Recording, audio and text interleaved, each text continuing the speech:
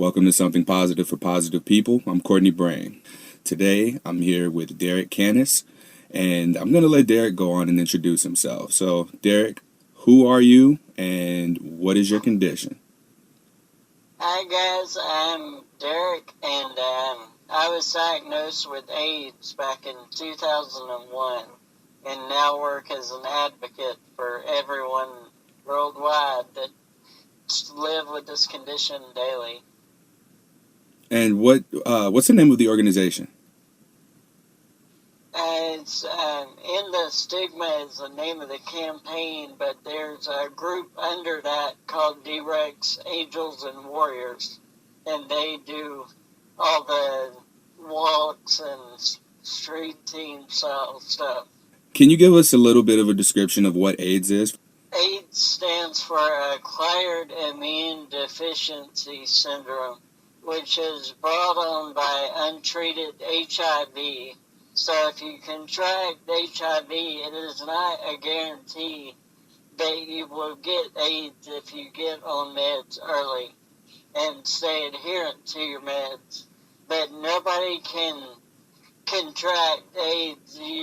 That's a big misconception, is people think they can get AIDS. You don't. You get HIV and you develop, if untreated, into AIDS. Okay, that's what I always thought. I thought that HIV was one thing, and then I thought AIDS was something else until having talked to people who were living with HIV and hearing what you're describing to us now. Thank you for sharing that with us. No problem. So you said you were diagnosed in 2001, correct? Yes. Walk us through that. What was going on around that time? At that time, I had just come out of a third pacemaker replacement, and my initial health problem is transposition of the great arteries, which was corrected in 1985, and I had multiple blood transfusions during that time. And after the third pacemaker transplant, I was having a really tough time breathing. And I went to a pulmonologist, and the first thing he asked me was, "Why are you so short?" Real my quick. reaction was, Real quick. "Nice to meet you too, Doc." What's pulmonologist? What is that? Bronchial Okay. pulmonology. Yeah, it's for lungs. Okay, got it. Disorders. And he immediately noticed there was something off because I was 15 years old and 4 foot tall and 55 pounds. And my entire life, I always went through being told I would be small because of my heart, which I found out was incorrect. So he ran me through tests like crazy, and everything came back negative. And he eventually sent me to the University of Florida, which I wasn't happy about because I'm a Georgia Bulldog. And the last place I want to go is to Gator Country. Oh, yeah. I see the Georgia Bulldog flag right behind you. Did you sit there on purpose just to show me, or is that just everywhere in your house? That's just everywhere. All right, so they send you to Florida, and what's happening in Florida? I started going to an endocrinologist for human growth hormone injections that, if you remember back around the early 2000s, a lot of sports stars got suspended for using the same thing. And it was human growth hormone, which worked really well. I gained 50 plus pounds and gained a foot in height to 5 foot now and 100 pounds, which was a big increase for me. But my case was being studied by students at the college because my doctor was the department head of immunology. So basically what they would do would be they would take my medical records and black out my name and any personal info and give those charts to students and say, if this presents, what do you do? Where do you go? And one student in the class said he had a lot of blood transfusions, 15 to be exact, in early 1985. And there's nowhere in here does it say that he ever had an HIV test.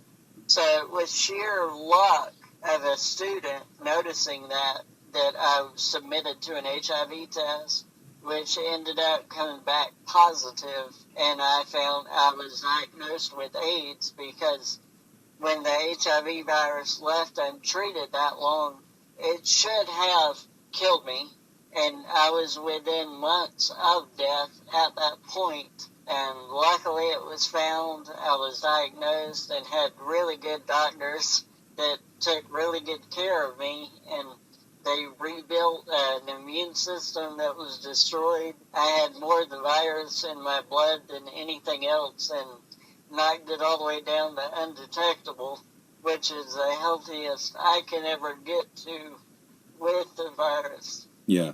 Now, one question real quick. You said that the HIV would have killed you had it continued to go untreated. I was under the impression that HIV wouldn't kill you. It would be something like you getting sick after having HIV untreated. I was diagnosed with AIDS. My HIV was left untreated for so long that I've transformed from that into an AIDS diagnosis. Got it. Because my health had gotten so bad. So I always say I'm an AIDS patient because I was diagnosed with that, and I have all the physical effects of that. Like, it put a curve in my spine. It stopped me from growing. I mean, it caused problems across the board that nobody really talks about, because most people contract the virus, they're already grown. There aren't many cases where somebody went 16 years and then found out about it. Yeah, and there's no way to determine how long you got it. Like, which of those blood transfusions was the one that had given you HIV, which went untreated and then developed into AIDS, correct? That's true, and the saddest part of the story is all the blood transfusions were cut, which means I didn't get a full blood transfusion because a baby is not sized enough to take a whole blood transfusion. So I wasn't the only one on that floor in that ward that could have possibly contracted the virus. And I've never been able to track down anybody else, but yeah. I know there were others. There had to have been.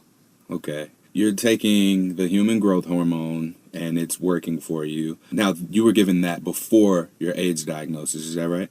Yes. All right. Now we're at a place where the student discovers that you've never been treated or tested for HIV. Now it's AIDS. So you're diagnosed with AIDS. What is your response to that? How do they deliver the news?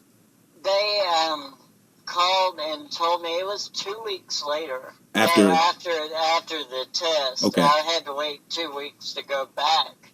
And we got a phone call, and they said, bring extra family. So I kind of knew before I even got to the hospital it wasn't going to be the best of news. But I was expecting something along the line of, it came back negative, we got to do more testing, that. I wasn't expecting what I got, and that whole day is just kind of a blur. I don't remember much of it. They put us all in one little waiting room, and they pulled people out one by one and left me and my grandfather. Finally, I was called back, and I just remember walking into a room. Nobody really had to tell me.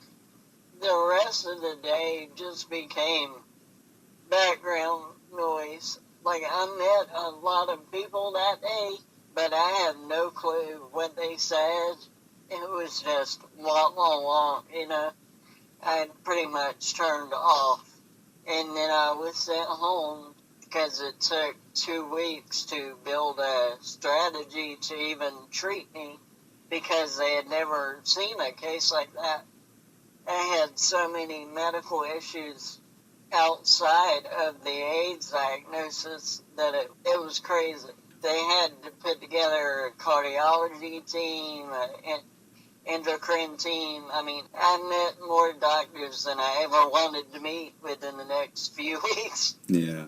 Were the other medical conditions as a result of having had HIV for so long untreated? Yeah, the curve in the spine is. I had a lot of dental issues. that also track back to that. And I have arthritis real bad in my knees and hips, and it all goes back to that being left untreated.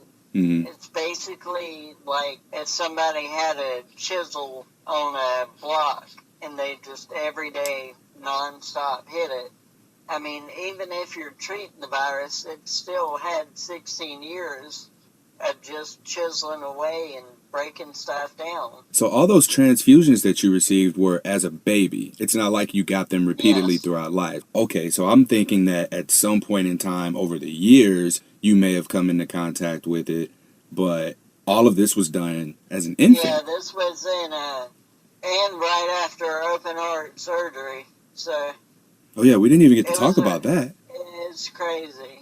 So 16 years, like that, you've already described the day as best you can, given that you blacked out of all of that. So when you came back to, after the realization that you were just diagnosed with AIDS, now what? You're 16 at this point in time? Yeah.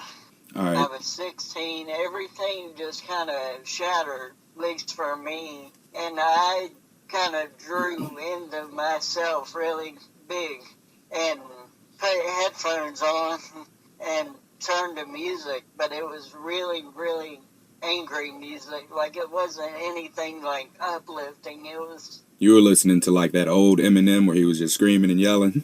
Yeah.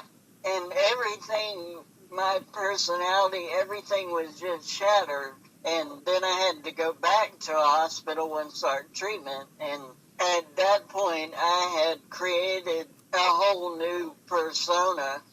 I had to, because I felt like I had died, basically. And I'll always tell people, like, I have a creature in my mind that after I was diagnosed, went around and kind of cleaned up all the shattered parts. And it scooped up a lot of ego and a really twisted sense of humor and a little bit of charm. And that's what Derek is. And that's what everybody needs. Like, I put Derek away because I see that as everything broken. So I had to create a whole new thing around me, which is really just a wall I put up to see if somebody will try to jump over. Anybody that has jumped over has really not liked it when they saw what was behind it. Now, we're talking about the wall that's protecting people from finding out who you really are? Yeah. Got it. Now, real quick, I want to backtrack before we get to the reinventing yourself. All of these different teams of doctors had to come together and create a strategy that rebuilt your immune system. Talk to me a little bit about that. So what does it mean to rebuild an immune system? It was a lot of meds.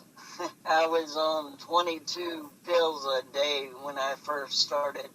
7, 11, 3, and 11. Those were my med times. So I was every day, like every time I turned around, it was time to take meds.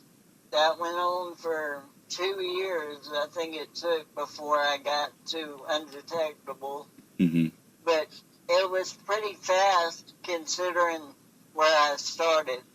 I started with 0 immune system. I think I had 4 T cells. Wow. So it took a lot of work. It was a lot of nonstop work that you just have to put into it. And that's for anybody. Anybody dealing with any kind of health issues, it takes work. They don't just go away. Like, you have to put forth the effort. Mm-hmm. Into your health, and a lot of people don't realize that. A lot of people undervalue their health and don't realize how quick that can be taken away. That's true. There's a lot that's really interesting about your story. One of the main things is that we're talking about someone who's lived with HIV unknowingly until age 15, 16 years old, who all of a sudden just has AIDS, and it's not even having been contracted sexually. So that's another thing that I want to get across here is how important getting tested is. I always thought, okay, if you're sexually active, you should get tested. But after having spoken to you, it's like, when would we have kids get tested for HIV or get tested, period? How would you, if you could look back and do anything different, what would it have been? You didn't know to get tested, nor did your family, nor did even the medical professionals. Well, there's a dispute on whether or not the medical professionals knew or not, and there were multiple surgeries and stuff up to the age of 15 where it could have been caught, and nobody ever brought up the let's test him for that. I would have never thought to. This is a kid who's got all these medical conditions. Like HIV would have been, or sexually, what's viewed primarily as a sexually transmitted infection would not have crossed my mind to test for a kid. And I mean, that's just me personally, but I do believe that if there's a lot of surgeries and things going on now. Well, you got to remember that right after I was in the hospital, it was about, I think, a month, maybe even shorter than that later, the CDC released the blood screener test for HIV for blood banks. So when that was released, the blood banks dumped every bit of blood they had and started over brand new and started testing every bit of blood that came in to make sure this didn't happen. And then right after that, Ryan White, I don't know if you're familiar with that story, he was a hemophiliac that contracted it through a blood transfusion. And he was kept out of school and churches and ostracized like crazy in the early 90s. So it was known in the early 90s that blood banks were a problem and did have issues, but I was never put into a look-back program like I should have been. What's that program? And all hospitals across the country were supposed to institute a look-back program for anybody that had been given blood between, I can't remember the years, but I think it was 78 to like 88, was supposed to be brought back and tested. And my name never landed on a list to go back. Wow. So how was your support? You know, you said you were with your grandfather and your parents at the time of your diagnosis, and you had all these pills to take. What was their involvement with you after having been diagnosed with AIDS? Every day was a discussion about meds. I hated being to the point, like I got where I didn't have to have a watch or have a clock on the wall tell me what time it was. Like I just automatically knew my body would let me know, like, you're supposed to be doing something right now. Mm-hmm. And that's how, it was crazy because that routine became such a big part of my life. I knew every day when 7 a.m. was. I would wake up at 6:45 to get ready to go take the meds. And then I knew when noon was, I knew it became second nature. I kind of turned it into a video game because when I was going to have blood work done, I was seeing the numbers of T cells go up and the viral load go down. So I turned it, like, in my mind, I was playing a real-life version of Dr. Mario. Inside my own body. So the discussions were always about meds. There was no gloves. You weren't handled any differently in your household, were you? Oh, no, because, for 16 years, like, nobody knew. Mm-hmm. And I was a normal kid. I got scraped and bumped and bled all the time. I was climbing trees. I thought I was a Ninja Turtle when I was growing up. All the normal kid stuff I went through, and nobody ever used any extra precaution around me, and nobody else in the family has the virus. Nobody contracted it from me. Are you an only child? No, I have a younger sister. Okay. You're 16. How old was she at the time? She was 13. Okay. So the whole family was aware of what was going on. Did anyone begin to treat you differently, family or friends? A couple of friends did, but not very many. I had more friends that would get in pretty heated discussions defending me than there were people, coming after me. So that was good to have, but also kind of rough to go through because you don't want to be the friend that everybody's got to step up and got to defend, Mm-hmm. especially with that topic. And I'm in the southeast, so there's a lot of misinformation when Yep. it comes to the virus. While we're there, we might as well bring it up. AIDS, at this point in time, wasn't that known as the gay disease? Like you got it from having gay sex? Yes, and to this day, there's still a majority of people that think of it that way.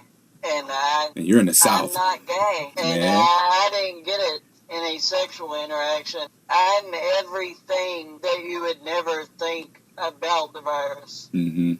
Especially the way you got it. So what are some other things with the stigma? Because that's the only thing that I'm aware of as far as people who are living with AIDS. Well, let me rephrase that. AIDS is a disease that you get as a gay man. That's what I've known from the stigma. Is there anything else associated with that? That's a majority of the stigma, is that it's a gay disease. There's a lot of people that AIDS is one disease that people feel free to joke about and make jokes about. And Twitter will clearly show you that. Mm-hmm. If you just go and blanket search the word AIDS, there's a majority of jokes. And that's always something to overcome, is to get people to realize this is real. It still happens to people every day. And it's happening to younger and younger people. The majority of cases in the last 10 years have been from 13 to age 24. I mean, it's terrifying to think that somebody that young is contracting this virus because they're not educated about it.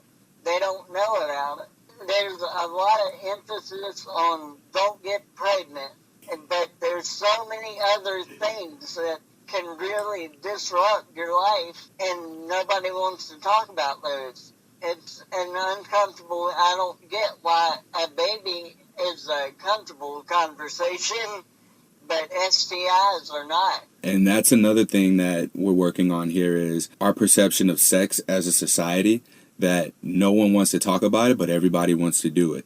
It's almost inevitable that if you're sexually active, especially if you're having multiple partners, that this kind of a conversation needs to come up. Sexual health needs to come up. It is very likely statistically that at some point in your life you will be exposed to some STI or someone who's living with an STI. And so it's best to be able to openly have these kinds of discussions of what our sexual health status is, and that we continue to always be aware of what our sexual health status is. Oh, yeah. And, I mean, when I first got diagnosed, I had a really good friend of mine, and me and her would go out together all the time to different places. And one time we were out, and there was somebody near us, and we could hear them vocally talking about me and my health and my diagnosis. And she didn't know what to do at first. She looked at me, and I'm like, just let it go. Don't worry about it. And she grabbed my drink and slid it over to her and drank out of the same straw. And these people that look in their face, they just got like, how in the world?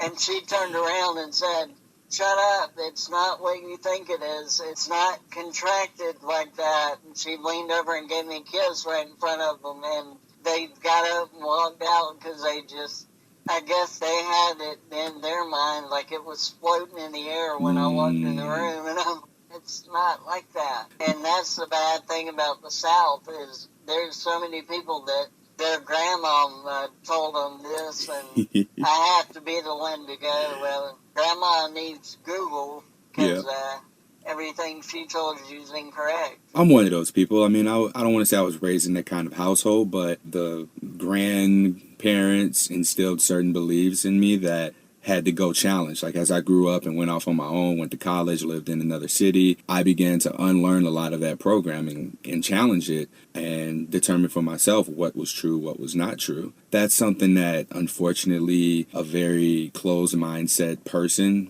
wouldn't be able to do. And it just takes getting out of that comfort zone and being around the very people that you're taught to dislike or you're taught to hate or you're taught to discriminate against. I can relate to that, man. And having this conversation here alone is just, it's eye-opening to me. So you said that the girl that, or the lady that you were on a date with, that you go out with all the time, she drank out of your straw. She said it's not like that. That's not how you get it. You have to have HIV and your T cells have to drop below a certain number and then you get AIDS. So if someone's exposed to AIDS, do they get HIV? You can't be exposed to AIDS. AIDS is just a diagnosis. It's always HIV that you will contract. And that's a big misconception. People think they can contract AIDS. I can't transmit that to you. That's a diagnosis outside of an HIV diagnosis because of blood work. Certain numbers would have to be in a certain place for you to say you have AIDS. Okay. And that's only going to happen if you're not getting tested and staying up on your own sexual health. Got it. So that's where people get confused is I can't give anybody AIDS. I can't. There's no possible way that will ever happen. Like there was a big joke when Charlie Sheen got diagnosed about the mosquito. I don't know if you ever saw that. I thought it was bullshit, so I didn't even bother. I mean, stuff like that is where people get the wrong idea about it. And it's also what breeds a lot of fear. Mm-hmm. One thing I have come to understand is that people that will tell the dumb jokes and make fun of it are the ones that are the most afraid of it. Yeah. They're the ones I can go to and say, well, when was the last time you got tested? You can find out in 10 minutes. No, I don't want to. I don't need to. Yeah, that's what it they're is. the ones going, I'm busy, I'm this, I'm that. It drives me crazy because I'm like, then stop making a joke. Mm-hmm. Like, don't speak on something you're ignorant of inside your own body. Are AIDS and HIV treated the same way? I believe they are. I mean, there's not much of a difference. Mm-hmm. I mean, an AIDS diagnosis just means you are in a worse medical situation. Okay. That's all that means. It's like stages of cancer, basically, Okay. is the way I've always had to view that. But you have HIV, and then you have what's HIV 1, 2, 3, and then AIDS. It goes by the amount of the virus in your blood and the amount of T cells. Okay. So the medication that you take, it makes you undetectable. And when your viral load is at undetectable, that means you cannot transmit the virus sexually. But does that also mean you can't transmit the virus through a blood transfusion? I am not sure on that. I have not read anything with that, but I don't think they would take my blood just because it would show HIV in it anyway. Even trace amounts. Undetectable means there's still trace amounts of the virus. Got it. So it could, if it got into, if somebody else got that blood transfusion, it could get in their body and start replicating like it would anybody else. How old are you now? 33. So you've lived for 17 years knowingly Yeah. 17 plus years with AIDS. And another misconception that we have is that if you get AIDS, you die. Like HIV turns to AIDS and then you die. That was my first thought when I was diagnosed was, this is the end. So these past 17 years for me is extra time, is the way I look at it.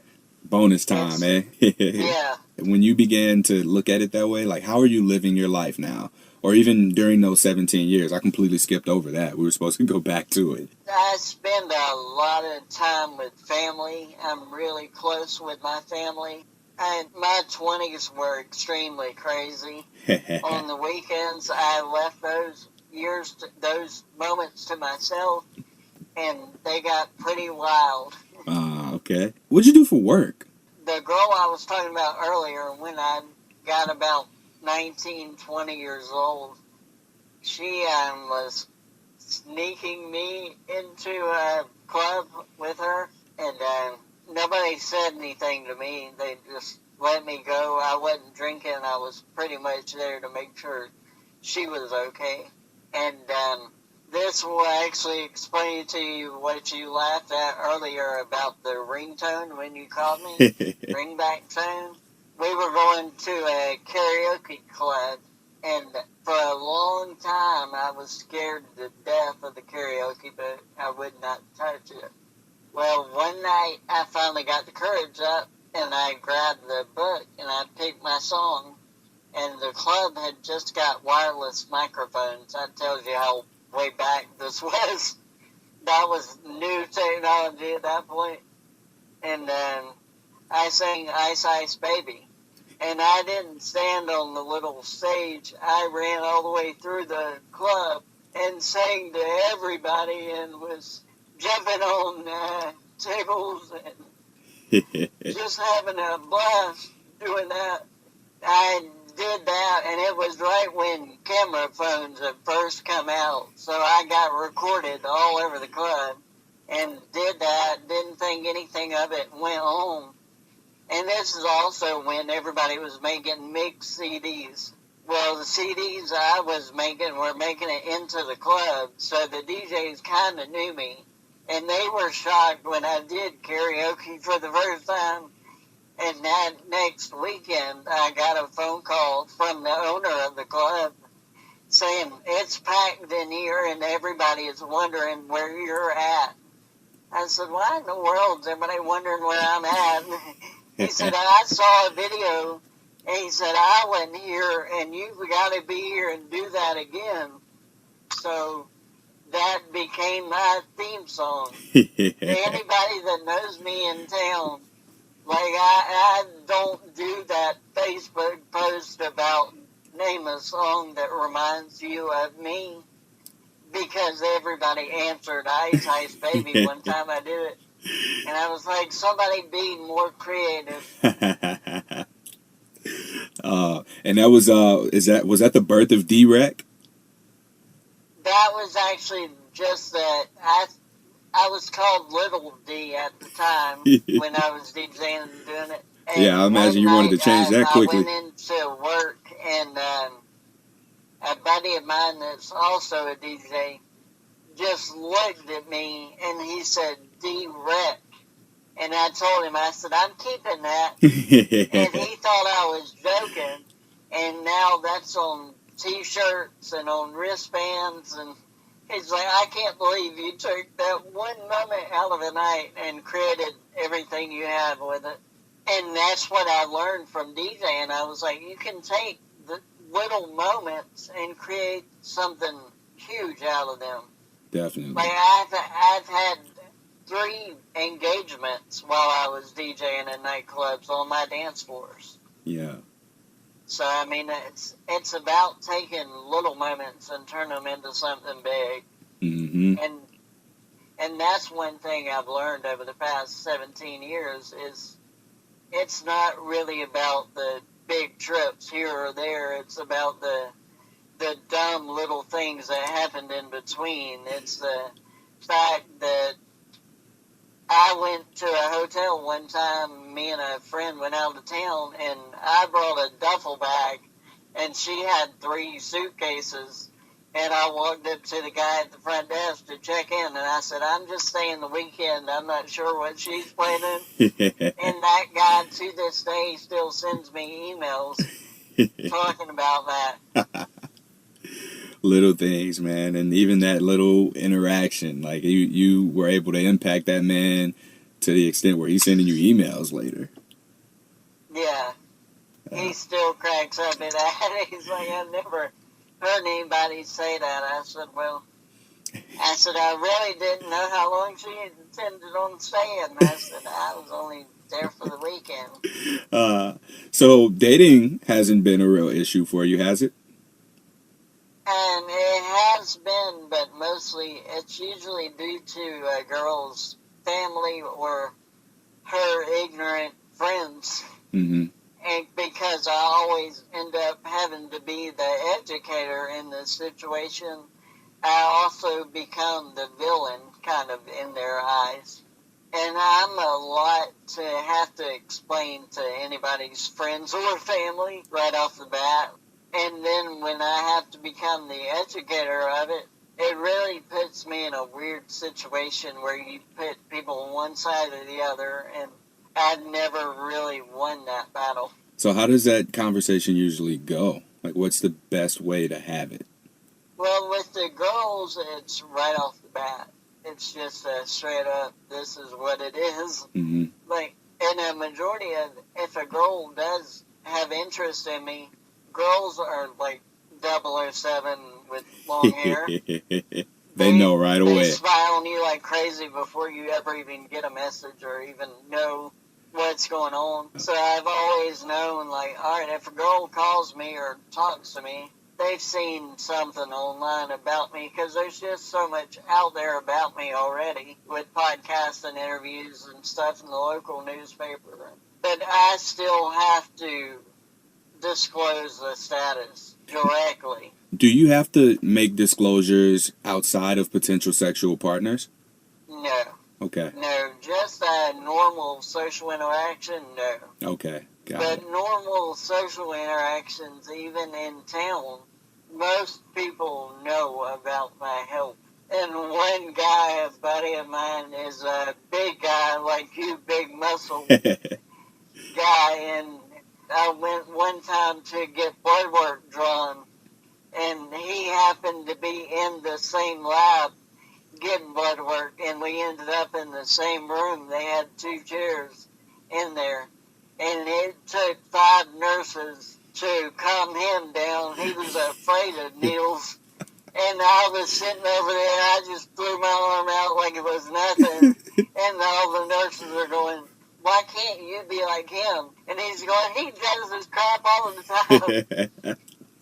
Oh, that's one of those little moments, man. That's one of the ones you don't forget. And I still give him hell about that when I see him around town. I'm like, you can lift all the weights you want. Like, let me bring a nurse in here. I've got a nurse in the parking lot, and he'll go hide.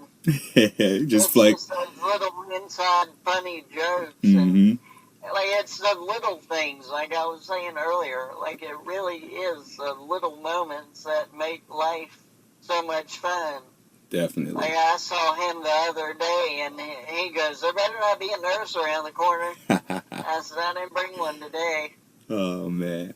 Well, we've made it through everything that I wanted to cover. You have a book out. Yeah. Let's talk about that. The title of the book is Operation Derek, and I named it that because it's everything that ended up building Derek. It's all the traumatic stuff, all the funny stuff. It's everything together that made me what I am today. And there's some great stories. Like, I'm a crazy patient for a doctor and a nurse to have. I've had some wild moments in hospitals. My grandfather is a retired Marine, and I would always call him when I was ready to get out of the hospital. And he would always give a nurse hell until I was discharged. So I've learned, like, when in doubt, call the Marines and they'll get you out. There's a lot of fun stories in the book. The book is the introduction of it I wrote, and it's a lesson on survival through laughter.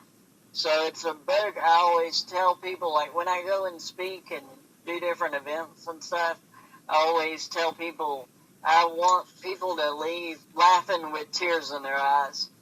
I'm not doing this for pity or for somebody to go, I feel bad for him. Don't feel bad for me.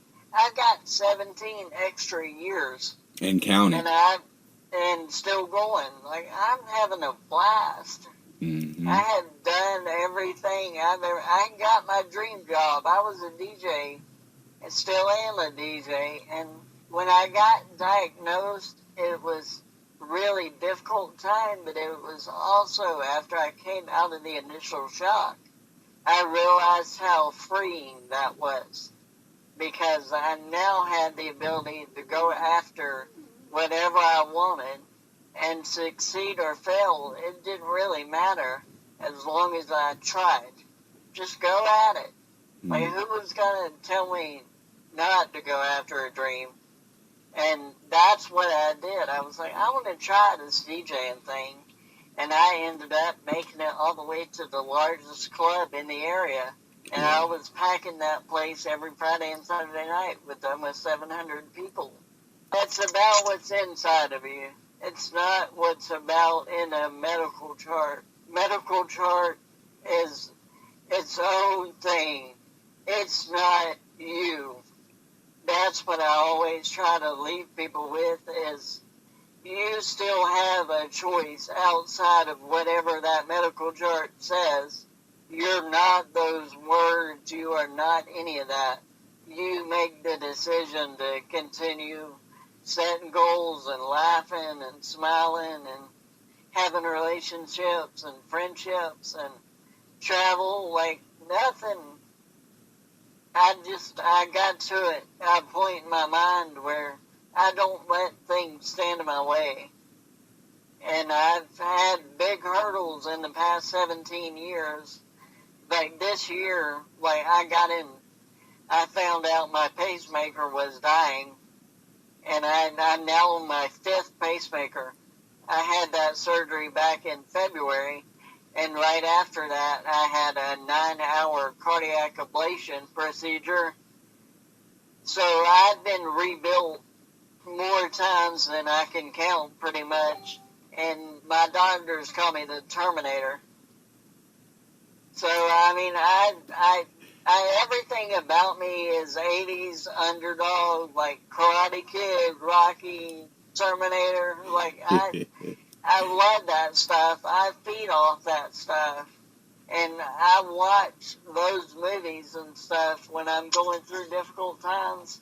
I have my list of movies, my music, I have all that coping stuff set up, but it's just, and that's what it's about, is figuring out what you need to get you to tomorrow. Thank you. Thank you, DJ Derek. How do people find this book? You can go to my website, derekcanas.com. There's a link on there. And I'll be sure to put that into the show notes as well. How can people get in contact with you? From the website, you can message me there. You can book me for events. You can book Derek, the coming DJ. You can. It's all there. I threw everything into one on the website because that's what it is. I'm just controlled chaos, really. I love it. And then what are your social media handles if people want to get you, contact you there? And Instagram is Derek's Angels and Warriors, all one word. Twitter is DJ Derek84 on Twitter. Facebook as In the Stigma 912. And you can just, it's all the links are on top of the website. So it's very easy to find me on whatever social media you use or want to use. Or the Instagram account is filled with inspirational posts every day. I make sure to post different things that either inspirational or make you think, or just kind of push you to push your own limits. It's all motivational stuff, and that's what I've always tried to get through to everybody, is that strength comes in many forms. Yeah. Because I've always been looked at, I'm 5 foot tall and 105 pounds. I'm the last person you would think of when you think of strength. But when you read my story and hear everything I've gone through, just everybody goes, that's unbelievable. Yep. So I want to leave us with a little bit of a positive note. Thank you, DJ Derek, for coming on the podcast, reaching out to me and sharing your story. I appreciate it.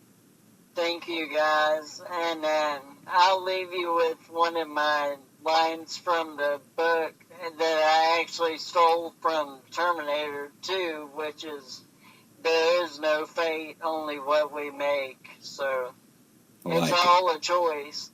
Make it what you want it to be. Don't let anybody or anything define you. You make that choice. Absolutely. I 100% thought you were going to say, I'll be back. I always say that to family on the way into surgeries. I made that promise to my mom years ago. I'd always make it out. And it may be bloody and it may look pretty rough, but I always do make it home. Awesome. That concludes this episode of Something Positive for Positive People featuring Derek Canas. I can be found on Instagram, Twitter, Tumblr, Reddit at H on my chest. If you like this episode, please go and check out Derek's website, which will be linked in the show notes, and tune in for the next episode. Till next time, stay positive.